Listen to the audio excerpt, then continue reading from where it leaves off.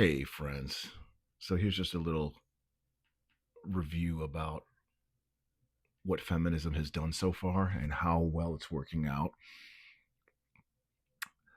If you're a male and you can't stand this stuff and you hear about it constantly, there's so many videos and different commentary coming from every direction. The good news is feminism is ultimately better for men if you don't care.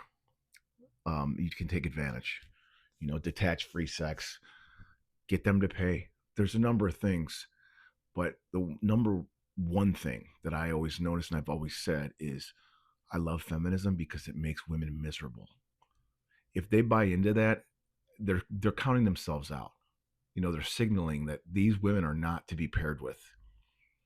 You're not to settle with these women. They're letting you know because number one, they're impressionable. They're very easy to manipulate, very easy to brainwash because facts have nothing to do with feminism.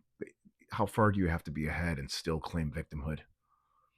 I mean, they have authority without responsibility, and look just how bad things have gotten. The removal of shame, that's another thing, because that's what feminism seeks to do: remove all the shame without doing any work, without being disciplined or having self-respect, which is why body count matters. It does because it signals to men you're a commodity or you're not. Either you're valuable or you're not. And if everyone can have something, it's no longer valuable. And also, when you've had that many people in your life as a woman, it damages them. It's the thousand cock stare, as they say. They get that dead eyes. And you see it in dancers or porn stars or really anyone that's just had a rough nightlife. And it does something to them. It takes the light out of them.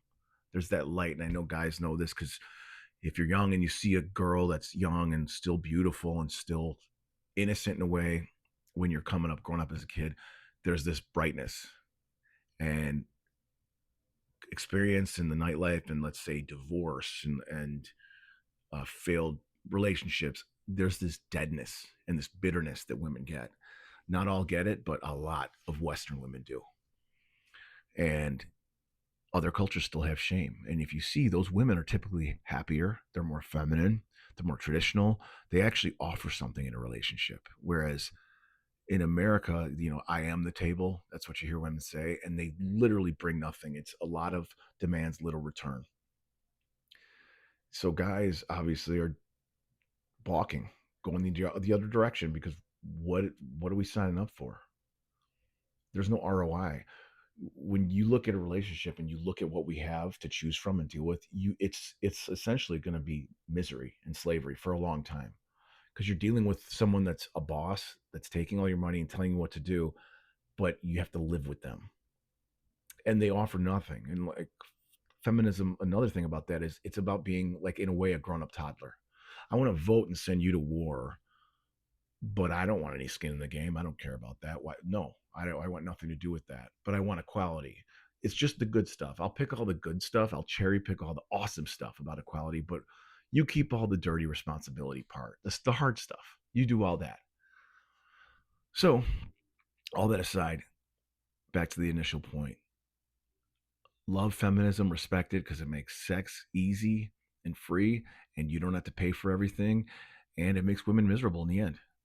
So everybody's happy at some point, whether it be the beginning or the end. Women are born rich and die poor. Men are born poor and die rich. Keep it moving.